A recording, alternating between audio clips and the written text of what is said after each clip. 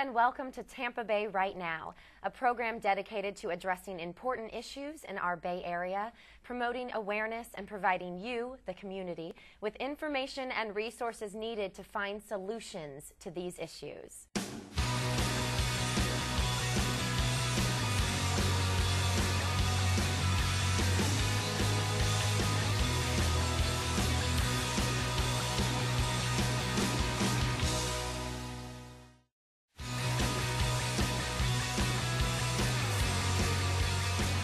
I'm Allison Burns, and today we are talking about distracted driving. Joining me is Randy Bly of the Tampa Area Safety Council, a nonprofit public service organization dedicated to promoting safety on the road, in the workplace, at home, and in public places. Welcome, Randy. Yeah, thank you. How are you today? Very well. How about yourself? Thank you so much. I'm very well. Okay. So tell us first, what does TASC do? Well, the Tampa Area Safety Council is a non-governmental, not-for-profit service organization aimed at reducing injuries in the workplace, on the highways, and your home and other public places through our many programs and training classes available. Okay, and what is your role in that? I'm with the marketing and sales and media and coordinator and public relations, and I help to bring awareness of what services we have to offer. Okay, and we're talking about distracted driving today, which is a major issue that we're really seeing all over media, on TV. And tell me, in your opinion, what is distracted driving exactly? Well, distracted driving is anything that will deter the driver from paying attention to what he's doing. His primary task is to drive. There are so many things out there that can be distracted to the driver, and that's basically what that is. And what are some examples of that, of distracted driving?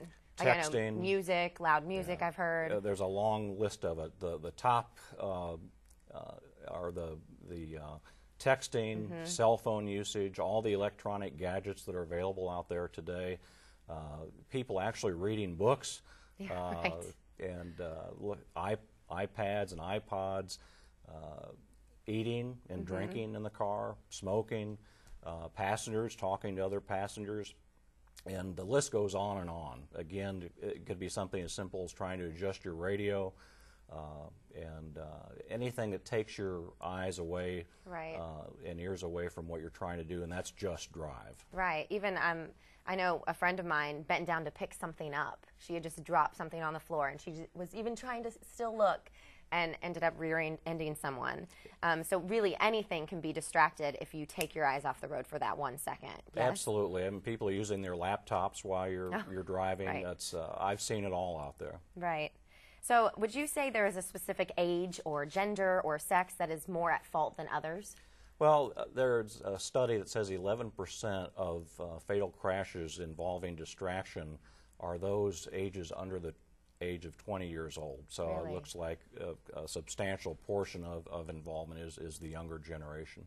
Okay, and I know with cell phones in the car, it's really tough when you hear that buzz or you hear that ring, as a young person, as an adult, to ignore it, to kind of look away and think, oh, I can answer that later. What would you say to people like that? Keep your cell phone off, first of all. Okay. And if it does ring, let it ring, and perhaps when you get off at the rest stop or when you're off the interstate, off the highway, taking a break, check your messages then. That's what I used to do on business trips. I would wait until would get to a rest stop and then make any calls I needed to make and then let them know I'm on the road, I'm not going to answer the cell phone. Right. I know some friends of mine, even I at times, have said, oh, I'm not going to text and drive, but I'll take this phone call. Do you think that's just as bad as texting? Because I know, oh, I have my hand on the wheel, I'm still looking, I have my head up. What would you say about that? It's still a serious distraction, right. Although texting is probably the worst because it takes more attention to receive a text message, read it, especially sending a text message. Right. That's the biggest culprit of all the distractions, but cell phone usage is right up there in the second. So right. Just keep the cell phone off when you're driving. Just drive. Right. Completely agree with you. Now, we have a documentary preview from AT&T's It Can Wait campaign. It's titled The Last Text, and it features stories of real people whose lives have been adversely affected, all because of texting and driving. Take a look. The day before graduation, my daughter drove to go meet a boy, and she never made it.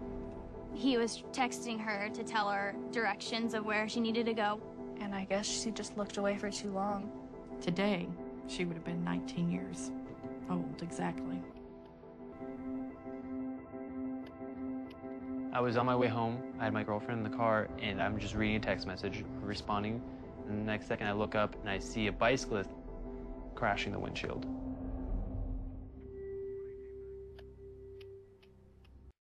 This is my sister. She was looking at my message that I had just sent her. When she looked up, her truck flipped. She was actually ejected through the driver's side door, and she landed in the ditch. People will tell you over and over again, it's not your fault. But knowing that you were the person that she was talking to when she was killed. If I could talk to her one last time, I would just say I'm sorry. It's a simple text message.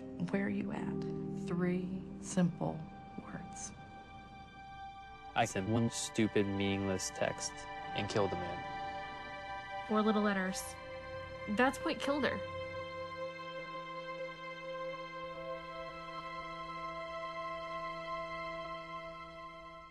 Now you can see the full 10-minute documentary by visiting itcanwait.attnt.com. Now I know this video is really powerful. It's even shocking at times. It's very sad to see these real people that have been affected by this. And what was striking to me is the people that were texting the people that were in the cars feel so guilty. You know, you have this woman who's texting her sister, and the sister answered the text and ended up being killed in the car wreck. So now her sister is living with this guilt that, oh, I shouldn't have texted her as well.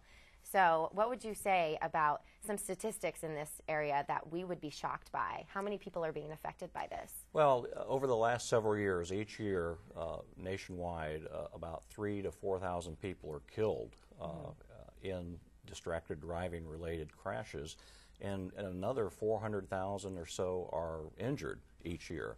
So it's an epidemic, actually, right. and you can liken it to talking on the cell phone. You can liken it to driving while intoxicated at 0.08, which is the threshold of being guilty for DUI.